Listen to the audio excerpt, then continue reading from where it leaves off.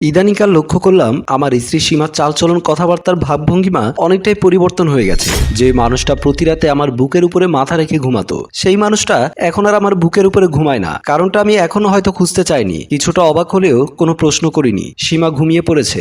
আমি কিছুটা সময় অর্ধেক তাকিয়ে আমিও ঘুমিয়ে পড়লাম। ফজরের আজানের ধ্বনিতে আমার ঘুম ভাঙলো। আমি বিছানা থেকে উঠে সীমাকে কয়েকবার ডাক দিলাম, কিন্তু সীমা ঘুম থেকে উঠছে না। প্রতিদিন যে সীমা ফজরের আজান শুনে ঘুম থেকে উঠে আমাকে ঘুম থেকে তুলতে, সে কিনা এভাবেই ঘুমিয়ে আছে। বিছানার পাশে বসলাম, মাথায় হাত দিয়ে বোঝার চেষ্টা করলাম শরীর খারাপ কিনা, কিন্তু না, শরীর তো ঠিকই আছে। তারপর কয়েকবার ধাক্কা দিয়ে ডাক দিলাম। সীমা চোখ মুছতে মুছতে শোয়া থেকে উঠে বসলো। একটু রাগান্বিত হয়ে আমাকে বলল, কি ব্যাপার, এত সকাল সকাল ডাকছো কেন?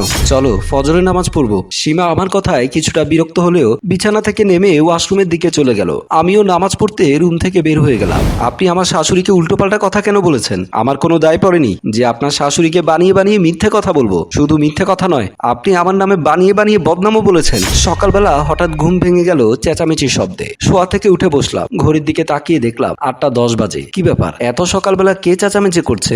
ভাবতে ভাবতে বিছানা থেকে নেমে রুম থেকে বের হয়ে গেলাম। রুম থেকে বের হতে দেখলাম দরজার সামনে দাঁড়িয়ে পাশের ফ্ল্যাটের ভাবির সাথে তর্ক করছে সীমা। আমি কাছে গিয়ে দাঁড়াতেই পাশের ফ্ল্যাটের ভাবি তন্নি আমাকে বলল, ভাই আপনার কাছে বিচার দিলাম, আপনার বউ কারণে অকারণে আমার শাশুড়িকে আমার নামে নয় ছয় বোঝায়, বানিয়ে বানিয়ে মিথ্যে কথা বলে, আমি যেটা করি না সেটাই বলে। সীমা হুঙ্কার ছেড়ে বলল, এসব আমার বিরুদ্ধে ষড়যন্ত্র, কারণ আমি কিচ্ছু বলি না। আমি কি বলবো দুজনকে কিছুই বুঝতে পারলাম না। শুধু বললাম, আন্টি কোথায়? বাসায় আছে? আমি আগে আন্টির কাছ থেকে শুনে নেই সীমা আপনার নামে কি কি বলেছে, তারপর আমি বিচার করব।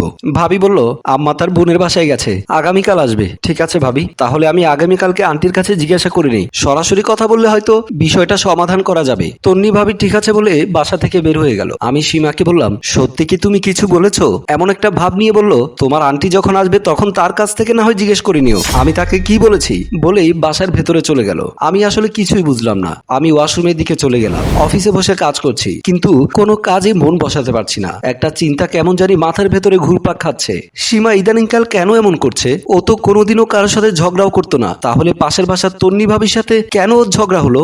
ভাবতে ভাবতে আবারও কাজে মনোযোগ দেওয়ার চেষ্টা করলাম। অফিস থেকে ফিরে বাসার দরজা খুলে ভেতরে ঢুকতে দেখলাম সীমা ড্রয়িং রুমে বসে টিভিতে সিরিয়াল দেখছে। আমি চুপচাপ জামা কাপড় খুলতে বেডরুমের দিকে চলে গেলাম। জামা কাপড় পরিবর্তন করতে হাত মুখ ধুয়ে ফ্রেশ হয়ে ড্রয়িং রুমের ভেতরে আসলাম। আমি জোর পাশে এসে বসেছি, সেদিকে ওর কোনো খেয়ালই নেই। আমি সীমার হাতটি ধরে বললাম, রান্না করেছো? খেয়েছো? তুমি খাইয়ে দেবে তাই খাইনি। নামাজ পড়েছো সারাদিনে? না, পড়তে পারিনি। কেন নামাজ পড়নি? সময় পাইনি তাই পড়তে পারিনি। আরো বানিয়ে বানিয়ে মিথ্যে কথা বলতে লাগলো। আমি বুঝতে পারলাম সীমা আমার সাথে মিথ্যে কথা বলছে। শুনেছি ভালোবাসার মানুষের জন্য উত্তম শাস্তি হচ্ছে ভালোবাসাটুকু কেড়ে নেওয়া। ভালোবাসাটুকু কেড়ে নিলেই তখন বুঝতে পারে তার ভুলটা কোথায় ছিল। আমিও এখন থেকে তাই করব। ভাবতে ভাবতে ড্রয়িং রুম থেকে বের হয়ে গেলাম। সীমা আবারও সিরিয়াল দেখতে লাগলো। কিছু সময় পর বারান্দায় দাঁড়িয়ে আকাশের দিকে তাকিয়ে আছি। চোখের সামনে ভেসে উঠলো কিছুদিন আগের কথা। আমি তখন বাসায় ফিরতাম। হাত মুখ ধোয়ার আগেই সীমা আমাকে কিছু সময় জড়িয়ে ধরতো। তারপর আমি জোর করে বুক থেকে সীমার মাথা তুলে বলতাম, আগে একটু ফ্রেশ হতে তো দেবে। সীমা অভিমানের সুরে বলতো, সারাটা দিন অফিসে ছিলেন, তোমাকে একটু দেখতে পাইনি, খুব কষ্ট হয়েছে, তাই কষ্টটা দূর করার জন্য তোমার বুকে একটু মাথা রেখেছি, তাও রাখতে দিচ্ছ না। সময় তো ফুরিয়ে যায়নি, আমি আগে ফ্রেশ হয়ে নেই, তারপর না হয় আমাকে জড়িয়ে ধরে শুয়ে থেকো। অভিমান করে বলতো, ঠিক আছে যাও। আমার কাছে ওর অভিমানটা খুব ভালো লাগতো। আমি আবার হাত বাড়িয়ে ওকে বুকের সাথে জড়িয়ে নিতাম। খাবার টেবিলে প্রতিদিন ওকে আমার খাইয়ে দিতে হতো।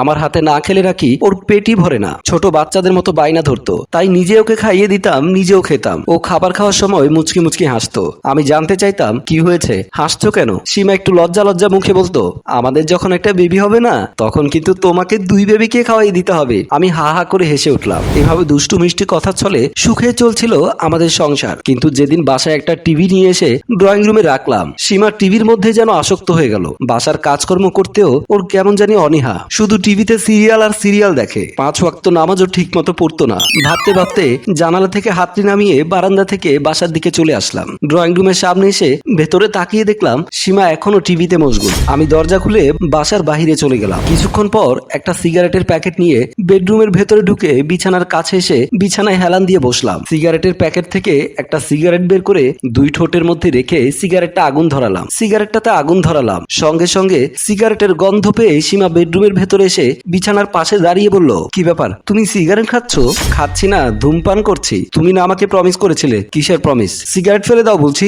বাড়াবাড়ি না করে চুপচাপ খেয়ে ঘুমিয়ে পড়ো। না আমি খাবো না, খুব ভালো ভালো কথা, আমার একবেলা খাবার বেঁচে যাবে। ও তাই না, তাহলে কালই আমি আমার বাপের বাড়ি চলে যাব। আমি উত্তেজিত হয়ে দাঁড়িয়ে গিয়ে বললাম, জানা আটকে রেখেছে কে? তুমি গেলে তোমার জায়গায় আরেকটা চলে আসবে। এখন সরো মুখের সামনে থেকে। রাগ দেখিয়ে রুম থেকে চলে আসলাম। সীমা আমার ব্যবহারে অনেকটা অবাক হলো, রুম থেকে বের হয়ে আসলো। রুমের বাইরে আসতেই সীমা আমার হাত ধরে বলল, তুমি কি আমাকে সত্যি চলে যেতে বলছো? আমি হাত ছাড়িয়ে নিয়ে বললাম, তোমার ইচ্ছে হলে থাকো, আর যদি ভালো না লাগে তাহলে চলে যাও, সেটাই বলেছি।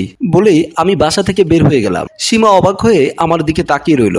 ঘন্টাখানেক পর আমি রুমে ঢুকে দেখলাম সীমা বিছানায় শুয়ে কাঁদছে। জানি খাইনি, আমিও না খেয়ে বিছানায় মুখ ঘুরিয়ে শুয়ে পড়লাম। কিছুক্ষণ পর সীমার কান্নার আওয়াজ ভেসে আসলো কানে। এই ফ্যাচ ফ্যাচ করে কাঁদবে না, টেবিলের উপরে খাবার রাখা আছে, তোর ওই জঘন্য রান্না খাওয়া যায়? আমি সন্ধ্যায় ফেরার সময় হোটেলে খেয়ে এসেছি। কিছুই বললো না। একটু পর বউটা আস্তে করে আমার গায়ে হাত রাখলো, কাঁদো কাঁদো গলায় বলল, কি হয়েছে তোমার? আমি কি কোনো ভুল করেছি? তোমাকে আর আমার ভালো লাগে না, তাহলে আমি কি করব? মরে যাব? হ্যাঁ যা, মরে আমাকে উদ্ধার কর। এবার হয়তো বাড়াবাড়ি হয়ে গেল। সে জোরে কেঁদে দিল, কিন্তু আমি পাত্তা না দিয়ে ঘুমানোর চেষ্টা করলাম। সকালবেলায় ওকে ঘুমন্ত অবস্থায় রেখেই অফিসে চলে গেলাম। 11টার দিকে ফোন করলো সীমা। আমি বিরক্ত ভাব নিয়ে বললাম, কি হয়েছে, এত ফোন কিসের? নাস্তা না করে চলে গেলে কেন? তোমার হাতের খাবার খেতে আমার বমি আসে, এখানে এসে খেয়েছি। আমার সহকারী শান্তা নাস্তা নিয়ে এসেছে। ও, মেয়ের সাথে তুমি?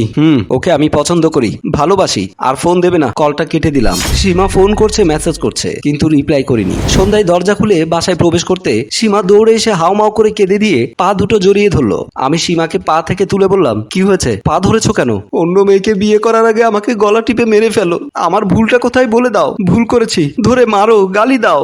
আমার থেকে ভালোবাসা কেন কেড়ে নিতে চাইছো? তুমি এইটুকু ভালোবাসা হারিয়ে এমন হাউমাউ করে কান্না শুরু করেছো। কিন্তু পরকালে যদি আমরা একজন জান্নাতি আরেকজন জাহান্নামী হই, তখন আমাকে ছাড়া আর এই ভালোবাসাকে ছাড়া থাকবে কি করে? তুমি কি আমাকে এই দুদিনের জন্য চাও? তুমি চাও না পরকালে আমরা স্বামী স্ত্রী হয়ে পাশাপাশি থাকি? তুমি কি চাও না চিরকাল আমরা ভালোবাসার অটুট বন্ধনে আবদ্ধ হয়ে থাকি? তুমি কি চাও না আমরা দুজন একসাথে জান্নাতের অকল্পনীয় সুন্দর উদ্যানে আদম হাওয়ার মতো হাতে হাত রেখে বিচরণ করি? বলো, এসব চাও না? এর জন্য এত কিছু মুখে বললেই তো হতো। আমি সেটা অনেকবার বলেছি, কাজে আসেনি। আসলে আমি সিরিয়াল দেখতে দেখতে শয়তানের পাল্লায় পড়েছিলাম। আজ থেকে আর এমন ভুল হবে না। আচ্ছা, মনে থাকবে তো? মনে থাকবে। আমরা হাসি খুশি মনে চলে গেলাম।